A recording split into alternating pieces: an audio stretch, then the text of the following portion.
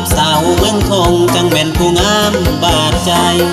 มาเห็นน้องเจ้าโลดงามกว่าไผอ้ายนี่ฮักปักใจแต่สาวทงคนเดียวอ้ายนี่ฮักปักใจแต่สาวทงคนเดียว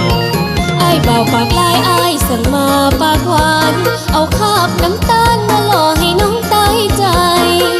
ไอ้สั่งมายกผู้สาวบ้านดงคงไพไอ้สั่งมายกผู้สาวบ้านดงคงไพผู้สาวทงมีสายยานลงไหลน้ำคาลงแอวก้มลา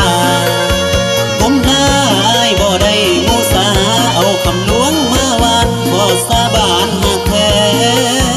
หักแท้บ่แปรปิ้นเปลี่ยนไปอ้ายอยากได้เป็นให้แม่คุณเหมือนย่านพาลาของสายเอื้อมบ่ถึง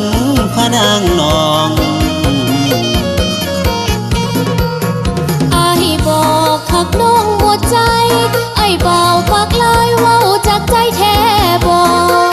ถ้าไอ้หักแท้จงบอกพ่อแม่มาขอถ้าไอ้หักแท้จงบอกพ่อแม่มาขอไอ้กล้าบ่น้อน้องรอถ้าคนหักจริงยอดยิ่งผู้สาวต้องมีสายไอ้บ่าวปากลายคือไอ้อยากแอบยิงไอ้หักเกินห้อยเบาจากใจคือความจริงไอ้หักเกินห้อยเบาจากใจคือความจริงโอ้แม่ยอดยิ่งหวังเอาน้องเป็นเมียดีใจล้นได้ยินคำอ้ายว่าดีใจล้นได้ยินคำอ้ายว่ามาใจไฟน้อง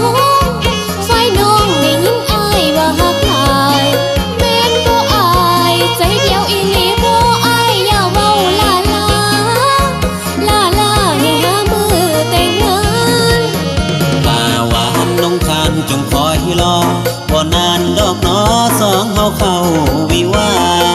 เท่าแก่ฝ่ายน้องหับห้องต้องมีหน้าเท่าแก่ฝ่ายน้องหับห้องต้องมีหน้าส่วนพ่อแม่เอาอาของอ้ายคงซื่นใจแม่แล้วอ้ายสองฝ่ายพอใจกันวันสำคัญโลกคอยมาเนิ่นนานเคยปากลายไพ่เมืองทงที่ว่านั้นเอามาผูกพันเป็นบ้านแก้วบ้านดองสองเฮาเข้าพักผ่อนก่อนให้รวย